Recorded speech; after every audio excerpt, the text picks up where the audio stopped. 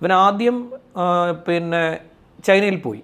അവിടുന്ന് MBBSൻ്റെ പഠനം പൂർത്തിയാക്കി. അവിടെ ഒരു ഡോക്ടർ നിയാസ് എന്ന് പറയുന്ന എറണാകുളത്ത് ഒരു ഫ്രോഡാണ് ഇവൻ്റെ ഏജൻസിയിൽ കൈകാര്യം ചെയ്തത്. ഈ ഫ്രോഡ് ഇവന് സർട്ടിഫിക്കറ്റ് മേടിച്ചു കൊടുക്കാനുള്ള എമൗണ്ട് ഇവരടച്ചിട്ടും അത് ചെയ്തു കൊടുത്തില്ല. അവനെ പിടിച്ച് കൂട്ടുപ്രതിയാക്കേണ്ടതാണ്.